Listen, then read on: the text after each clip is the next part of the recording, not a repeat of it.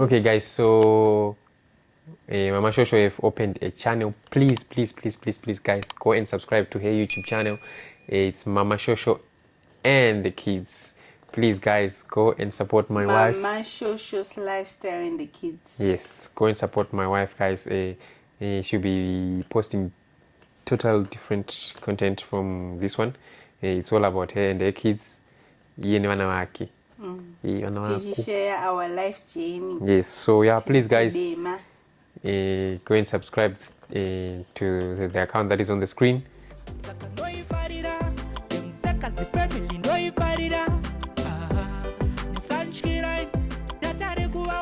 Hey guys, welcome back to our YouTube channel. And if you're new to this channel guys, please hit that subscription button. And if you're an old guy, thank you so much for coming back. Thank you for always engaging with us. We really appreciate you. Yeah guys, so on today's video we are about to talk about what's happening, because a lot of people are being concerned, and thank you so much guys for being concerned. It really shows that you care for us. So there's this situation that is happening and it's been trending for some weeks now, ne? Yeah, it's been, if I'm not mistaken, it's been 2 weeks about houses being demolished in certain places. In certain places. Domboshava, Dema. Yes. Which other place? You can just say Seke. Yes. Seke district. I'm not really sure. I'll put a disclaimer on that. So a lot of people are being concerned. We are on our inbox. Hi, I'm Seke's family. How are you? Hey guys, what's happening? We're really concerned about the situation. Are you guys safe there? So from our side, I cannot really say we are safe. Sean, Talita, please noise. I cannot really say we are safe because from what I've been seeing on the socials, especially today I saw a video that was posted by someone saying Dema district, Seke Dema house is being demolished. And from my own mkuziya kwandinoita Dema, I couldn't figure out kuti pani papapo ndepapi. So dzimba ziri kupwanya for sure, but kwatinogara we have not yet witnessed any of that. Anything, yeah. And from what I heard is, because Seke district is very big, guys. Seke district is very big there in my word. So from the story that I have heard is dzimba dzaipwanywa dzanziri papurazi, hanzi purazi rakatengeswa. Then vanhu vakatanga kushiyana purazi remunhu here, I'm not really sure. Ndo dzimba dzaipwanywa. But from our side, because remember guys, Dema, it's a rural area from long way back. It's not a place yakangonyuka from nowhere. It's a rural area. Itori nedzimba futi dzecancel kuno kuDema. So kunoku we have not yet witnessed that, and we cannot say it's not coming, we cannot say it's coming. We're not sure, but we just afraid guys kuti what if we are just afraid guys kuti what if it happens? Yeah, where do we start? Because imagine guys, after investing all this, then all of a sudden you wake up without where to stay. Where would you start? From what we know guys, we've only witnessed by my social media. Yes. That's the only thing chatataona so far that's been trending. Ndozvega like chatangoona munongoziva zvinhu zvinongotangira pama social media. Then obviously you'll be asking yourself kuti maybe vachasvikawo kuno here kana kuti. But for now we are not sure. We don't even know where we stand. We cannot even answer for anyone kuti kuri safe kana kuti akusi safe. Yes. And mostly if such things are happening, you get to be notified kuti guys, we are coming for you. Yeah, I think they also give you time, and they don't just get there and demolish. You get to be notified first if you have to take out your valuables. You we'll be given time, but as from our side, because I've got a question for you. From me? Yes. Okay, because kunoku kwatinogara kunoku we do have my groups. We've got a security group, a community group, where everything will be put on the table. Vanhu vachionesana kuti security yedu yakamira sei, because we do have guards who will be patrolling each and every day. There's a community group where if someone dies, my contribution anoitwa vanhu vanozisonzi nenge atisiya. You know how technology is these days, kuti back in the days in News the travels fast. back in the days in the rurals, because I remember when sometimes when we go back to not go back when we went to Kumusha for holidays, you'd hear maybe someone shouting from the tree, "Hello, kwaita ndari." So that was their way of communication. Maybe this time when it's very quiet, they'll go up in the tree, then they'll start shouting vachinotify kuti kune ndari or kune rufu kwanengi, kune nyaradzo kwanengi chichi. So that's how communication used to happen back in the days, but now we are using WhatsApp. So anything that's happening, that's coming, we get to be notified in the group. So And so far there's nothing. So far there's nothing. There's nothing, and I don't know why, but I've never seen even. As for me, I have the curiosity to kutobvunza kutoti, guys, have you heard this? But unongoziva kuti unongozoti ndivana ngoita ndika ndinongobvunza. It's not like vanhu vari mugroup momo they haven't heard about it, but I think everyone maybe anenge achitya kubvunza here kana kuti, but it's not like kuti Nothing has been mentioned. Nothing has been mentioned, and it's not like they don't know what's happening. They do. But yeah, so yeah, we just have to hang on. So what I wanted to ask you, Bashosho, is let's say this thing gets to a point where muzongonzonzi vauya. What would you do? And I'm asking this because you won't do babo panapa. You're the moon of the house. What will be our plan B maybe? Let's say, for instance, I'm not saying it's going to happen, and I don't wish for it to happen, but I'm just saying, Kuji, tingaita say, what would be the plan B? Tingatangira papi. Because this is all we have. This is ish. Okay, as a father, what I'll do is I'll give ourselves some time, maybe a month or two. We won't find there are a lot of houses to be rented. You can go to our place or but do you know how hard it is to rent when you're used to your own, like, you know, kuti uchimuka maxen panapa panamna nokubvunza, like isusu panapa, what time do you wake up? But it's not like we have never rented before. Yeah, but personal landlord. Yeah. And I feel like here in Zim it's difficult to one a personal landlord unless it's a It's not difficult. House. It's not difficult, but those kind of houses are very expensive. I mean, they're very expensive, especially if you want in a community where there's I cannot say peace because everywhere there's peace. A way it's so quiet and cool, a way it's not ghetto, it becomes more expensive. So what I wanted to say was, let's say it has happened. We'll give ourselves some time because kuno kuchange to shanda ufudika. It's not like to ngorarama mumba, but we don't have any work to do. We do have work, but we'll give ourselves some time to know how is the situation. But if the situation becomes more difficult, maybe mabasa kunetsa, and then you're struggling to pay rent, then you start seeing that we'd go back to SA, because there's this thing that I've noticed as well, the difference between staying in SA and staying in Zim. Can you please say them louder?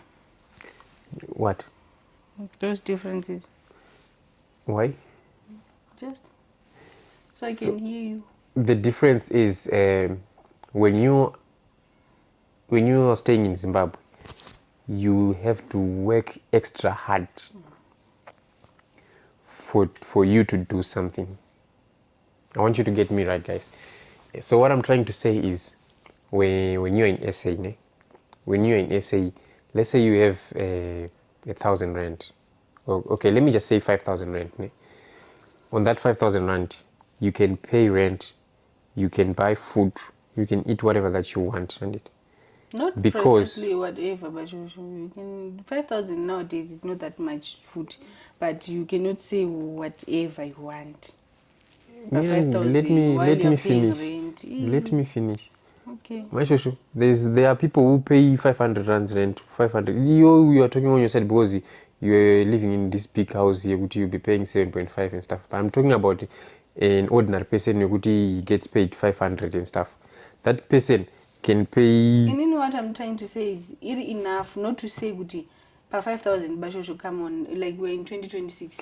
But ukambomiani butaura ndinyazotaura ndulotara. Okay. Because now you are going to crash but ansanda tomupedza point yangu. Ndanchiramba pekuti whatever you want. You can eat pizza, you can eat what I'm trying to say is that side mari it's like it's more valuable than Kunok. Yes. Kunok, if you give me $50, which is 1,000 rand that side, if you give me $50, ndikada utenga pizza in ncheche, pizza inoita $11, and it pizza is $11, which is 220 rands. On kuside ukoko, pizza is 60 rand cheche, unotangira pa 60 rand. So so what I'm trying to say here is kunoku mari inoshanda zvinhu zviri double zvekuti you have to work extra hard, especially ukada uramba kumaintaina that lifestyle yawairarama. Asi kana uri uko mari inoita sei ine more value yekuti ukabata 200 rands chaiyo ukapinda maybe let's say KFC zvinhu 200 atombonzwa kutenga zvinhu 200 rands KFC table inozara auspace. But if you change that money to here, 200 rand, that $10, what do you get to KFC when $10? Nothing, just wings. So I think even 2 pieces on somewhere there. So I think those are the other things maybe you have to consider if you are thinking of relocating Kuti. Are you really financially stable? Kuzo maintain and price kunoko? Because that thing, which we are not saying we are really financially stable, but it's just we cannot go back. For now, so if you're that person you are not really ready, you have to rethink papa kuti okay, zvinhu zvandikutenga kunoku zvandikuwana so easily, that side it's double or way more. Will you be able to manage? Because honestly speaking, guys, we've been mostly we've been seeing it, but I started on but as time goes on, then we got to see good man. Like everything is double. It's double. Was about $100 here, guys. It's like nothing. What did it feel to $20 when I'm town or Zoka pay? You buy pizza. Personal, I think cost of living is too high. It's too high, in SA. Cost of living is very high. So let's say maybe zvazoitika, and then you see kuti zvinhu zviri kuti womei. We'll pack our bags. I didn't say we're going. I'm just assuming kuti it might happen that way. But in as a man, I will fight because one, I enjoy it in my country, guys. I don't wanna lie. I really enjoy it because I don't wanna live a life here. It's like I'm living under a dome. You need to rather be chased in Dirigo. That's you, not me. I don't wanna live a life here. Ndetongeka tsuro. Which means you have to be strong when it comes to your pockets. Yeah, that's why I'm saying in I will. Because truly, guys, we have discovered that yes, we've been saying to consult outside with $2. Like now that you what is now one. To consult outside with $2. But $2 you only cook one. even dollar rachona iroro une kukuruwana here so pamwe pachona ka mogona kuti yes we miss home vanhu vari kutoita life dzavo vari kurarama kudii but usauya kana usiri financial stable kana usina chinhu chachatanga chichakupinzira mari because isusu tinogona kutiona yes bofungudza kuti zviri easy but nesi tinotocomplaina pamwe pachona maybe we don't even complain on camera tochega totaura kuti but apa zvanyanya chichichi. And another thing, it's not really easy to save here in Zimbabwe because like we said the cost of living is very high. It's very very high. That's why, because at first when we came here I used to think kuomera kwevanhu kwekuti munhu akanzi chinhu ichi chinoita $50 munhu would say hi no, I'm not going to buy it, at least make it $1. Then I'll be like, so he's just crying for 50 cents. For 50 cents, imagine. And that 50 cents makes a huge difference. It's something. For example, for you to get... I used to say, like, $1, I mean, like, Baba Shosho, $1. Then maybe we've done $20, right? $1, remember, ushati ma onion $1, madomas $1, muriwo anobva kuti 50 cents too. Then maybe derere kana kuti mborana kuti uchisvika pamberi apo kudavisa maybe tatati I want cocoa melon. Vanoti cocoa melon instead of watermelon. Runs maybe $2 kana kuti $1. Paunozo urutangira kumakoni uko. Paunozosvika by the time you get here, wasara pamwe $5 kana nemazigi. So that's when I realized kahle kuti no man. It's not like dollar ira rina basa ritori nebasa zvekutodaro tofanira kutori value kutorichengetedza. And especially if I think life yemunomu iri more easier to someone who never went out of the country. But if you went out of the country, if you spend maybe $50, wagara pasi wakutozibvunza I've just spent 1,000 rands. Then you start to realize that hi man, for example, cost of living is a little bit high. Patinoenda kudema maybe ndogona buda $40 nchiti ndikunotenga maybe no buda $50 yakabatana chikuti mboza ndina malusi. I just want to buy maybe 2 kg rice. Pamwe pane sugar iri kushota not mafuta. Then when you get there you realize kuti ndingazodzoka sina batira vana maybe tuma juice. Kuna mama maybe tuma biscuits. Iwe basho kuti inini I feel like ndikuda yogurt. Then wadzoka wakuverenga change manje utonototi so yatopera mari. Yatopera. So but if for example zvatachireva kuti kana ukaenzanisa kuti in SA and tisingazivi pamwe vari kuna na UK America kuti like nyaya dzegrocery ini ndo nyaya yochema especially panyaya dzegrocery because it's an everyday thing. In conclusion I can just say for you to be staying in Zimbabwe you have to be strong. And then I always thank God kuti at least akauya tiri a little bit prepared panyaya dzekuti we've got electricity. Imagine uchimira magetsi kuti anozouya after meno kuti chi ne or maybe not dzokumira kuti magetsi ari kuuya kuti ari yekutenga right. Ari yekutenga thank you. Izvananga ti apa mbao muna mari. At least mazano kwane magasi unongoisa gas rakuri $2 iroro. Then nichi chimwe chandaitaura mvura the struggle yacho nekuti unoichera pamwe una mugodi pamba pako pamwe una bowl wakusengana pamwe ne bucket kana mukumbira ku next door na kuti cheese ngoda kuya wakarongeka guys. But all in all guys we just have to pray that we will be safe. It doesn't get because it will be really sad guys. Imagine waking up one day homeless. And then I also pray that it doesn't get to that point, because if it does, on my side, I don't think kuti ngaziva futi neimwe energy kunotangana chidina kuti one. I'm not looking forward to kuti ndinganzi ndazotanga kutenga chidina kuti one, kuti stand kuti one. I don't think so. You will. I don't think so. I will convince you. Kutanga kuvaka kuti one kutanga kuisa chidina. You know the struggle remember we are still young. I cannot really say we are very very young, but we are middle age. It's just that we were blessed to have these kind of things at this stage, but we have time.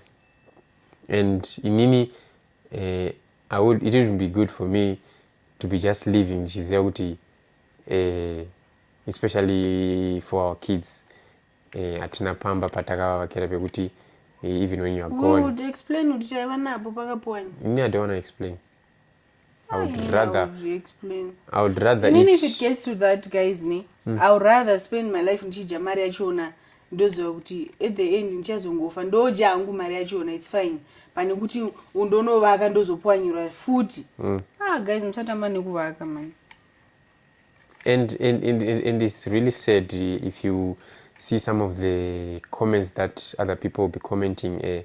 It's like I'm not in humanity. I'm not humanity. Kuti you be seeing someone celebrating kuti muna pazirwa imba. Someone celebrating like kutora phone yako to type kutoti ya takambokudzai why like imagine guys. Then also I wanted to zvinonakidza siri hama yako. But I don't think it's a good thing even yakanzi si hama yako kana kuti munhu wamuziye is. Then I think also nanoda kubvunza kuti going forward what would you say kumunhu ari kuda kuita subdue, ada kutenga maybe subdue iwewe? Okay, because there's someone that I saw once commented achiti kune vanoda kutenga masubdue, it's wise kutenga kunzvimbo dziri kure kure neHarare. Kure kure kumamisha kwekuti even in 100 years time to come there's no way kuti ungazonzanzi kwatodevelopa zvekutoti kwada kutiwa kutown or whatsoever, it will remain kumamisha. And I'm not saying masubdues akashata, atori boba kungoti nema situations acho you never know, because isusu when we bought this stand taitoti tatogona because at the end guys, especially if you are staying in a country that is not your homeland, uningotone that feeling yekuti one day I really wish to go back home ndichinopinda mumba mangu. So isusu pataitoita izvika we were really excited kuti at least we have our own place yekuti even zvakanzi South Africa yadhakwa izvi kana zvakanzi chi we will be going home kumba kwedu kwekuti tinosvika tisina anotibvunza kuti mauya makandibatira chii mandunzirei kana kuti chii. But life haina formula, you never know. But kana mari dziripo guys, dzimba dzine matitle deeds edzi boze kuti but ungozoti madhuriro acho nekushanda kunenge kuchiita vanhu mari and stuff. I mean I would say kuti kana wazvipira to go for a subdue, then you have to be prepared for anything. It's either win or lose yachona iyoyo, you have to be prepared. Sanya yo relaxa. And at this stage zvinobhuwa kuti ne all this that is happening, for you to keep on investing on that area or house, you'll be hesitant kuti okay, should I continue? Okay, what if I put a ball, then tomorrow chikireta chiwere kana chabudikira fuchi I've invested another 2,000 or 3,000 here. What if I put this, then jiki zozonzakati. So I don't know. And also pandakabvunza over ini ndakabvunza maimwe because she's been staying here for quite a long time. Kuna vanhu vanotogara kuno guys okutotaura kuti all my life I've been staying here for 40 years, 50 years. But they'll be telling you that when they started staying here, all these developments were not there. Iraitova ground, iraitova chi, ukondokwa vainofudzira mombe and stuff. But and I think also pauri kutaura izvozvo zvaangofanana sitini pauri kuti that's why ndatinini I think someone anenge ari willing kutenga zvisiri zvematitle deeds zviri zvemasubdues should be prepared, because remember pane paumenshina kuti wotonotenga kure kure. Remember kuno kwaitonziwo kwaitwa kumamisha madanga emombe and stuff. And I'm sure there are some people who come here achitoti tikuenda kumusha kwedu. There are a lot of people wantoti kwakuchidevelopa now, but by that time ivo vanga vasingatombofungidzira kuti kuchadevelopa kuchazotanga kudevelopa like zvakwave now. Chezvabasho kune vanhu vanototi tikuenda kumamisha, like for example hani mosimboona the way atinobuditsa notoona like there are some wachitone mahuts Ngwachitoni mahatsi. Ukatotoona vamwe vatone toilet mumba, so it just differs. You just need to be prepared kuti wazvipira. Ukaitawo munyama iwoyo, but isusu on our side we just pray kuti havasvike kuno. Because ndakabvunza our next door wewe. Vakanditi hakuna zvakadaro. Handimaona isusu tagara kuno kumaishoshi tagara. And the other thing is like it's not the first time. Zvamboitika futi tichiri kuSA ende tiri pakati pekuvaka. Saka like zvinhu zvezvekuti zvinoitika but pazvinoitika it will be not even your area but circulation yacho inenge chinzi ndeuko or maybe someone can just bring back an old video and people make it go viral and stuff. Zvimavidhio zvakudhara ende obvious haungambogadzikani uchizviona ningwa kutofunga kuti naiwe. But anyway guys, zvese zvinoitika tinenge tinemi whatever that is going to happen, you're going to witness this. Ndoyaumba kwenyu. Yeah, so yeah guys, because na vanogara vachitoda kuyaumba kwedu ka. Ani mogara muchimoda kuzogara kunoku. Saka munozotipawo pekugara. Yeah, kana maende nyima joza ndakaenda. Guys, let me tell you, there's this day that I was speaking to Mama Shusha saying, she was saying she wanted to go for get more stuff for preparation for the baby that is coming.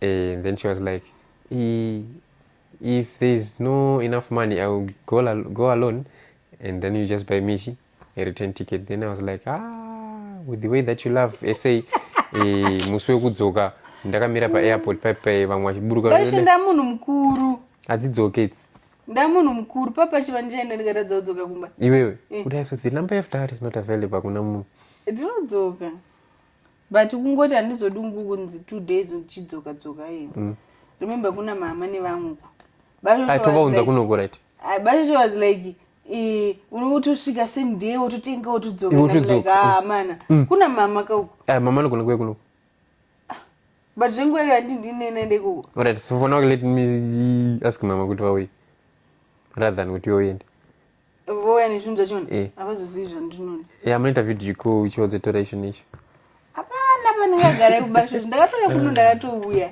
yeah guys, so yeah, that's the situation guys. Just pray for us.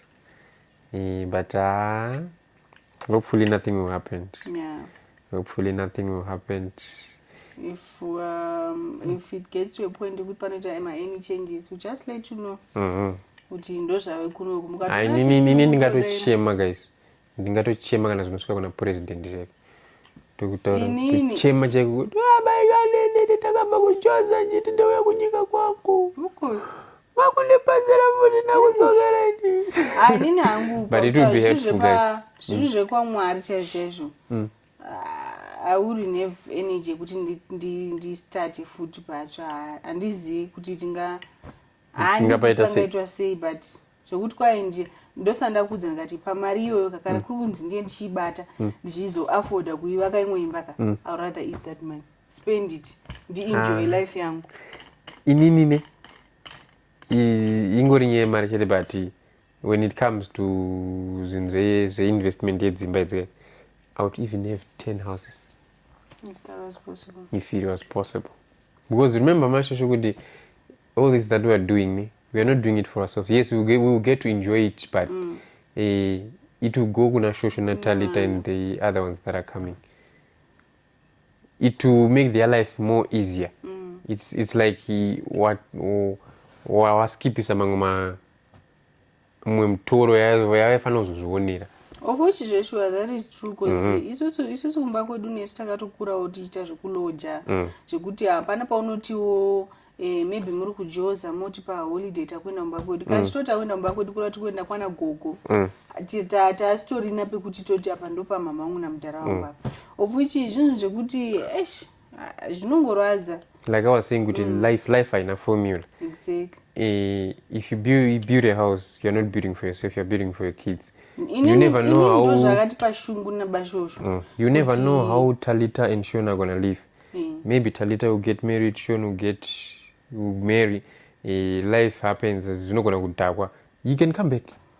ende mwana chero akazopengereka sei chero mwana akafeila sei mulife but aine kumba kwavo zvinenge zviri nani guys because I've seen and witnessed some of the situations where parents died and even though munhu akura akwanisa kuzonenda but unoitwa bhora zvekuti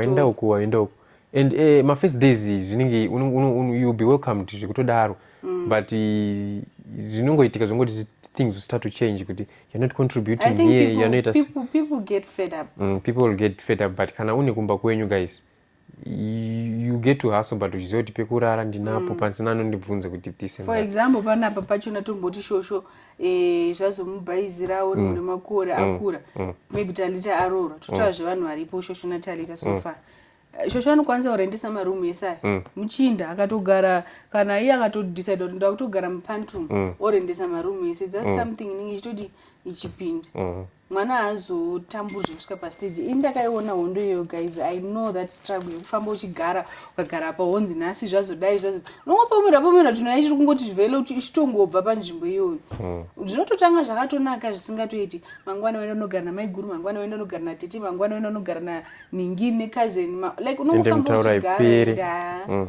unopedzera kutorange bad person I always said kuti dei tatina kukumba the time ndakastruggle ndiri kuSA pamwe maybe ndingadai ndakadzoka kumba dei ndakadzoka ndisina kutombostruggle but handezosangana nini ipapo manje saka mwari waiziva guys so that's the current situation but anyway we'll be updating you each and every like I said each and every update pakangoda kungoitika anything tototi guys this is happening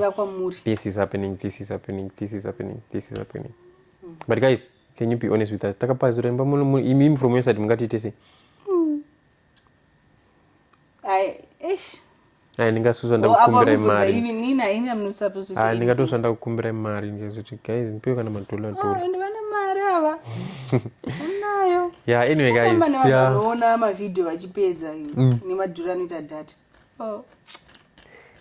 guys so that was it guys thank you so much for watching I hope you have subscribed ndo imwe support yatinchitoda kubva kwamuri hope you are subscribed then pane munhu akaconfess akati inini for the first time kuona ma-ads guys don't do that you need to watch those ads guys that's where we ndopatiri kuraramira ipapa mukasaona ma-ads hamuna zvamunenge matitira guys please chatochikumbiro yes I know kuti it's tempting paya pane pakanzi skip but please guys just ignore kanotempta singaite ndikanotoirritate but please musadaro because if you are skipping the ads on our side I will not support if you skip on our side it's nothing so please guys by all means if you can don't mukawanza muchitemptika nditi mungofunga kuti kune nherera dziya dzekudema dzida kupazirwa dzimba agatisa skip anditi guys so stay blessed see you next time thank you for watching Chabola family bye yes bye takanganawadza kuti ndavhura nandiki alright guys another thing about you okay guys so Mama Shosho have opened a channel. Please guys go and subscribe to her YouTube channel. It's Mama Shosho and the kids. Please guys go and support my wife. Mama Shosho's lifestyle and the kids. Yes, go and support my wife guys.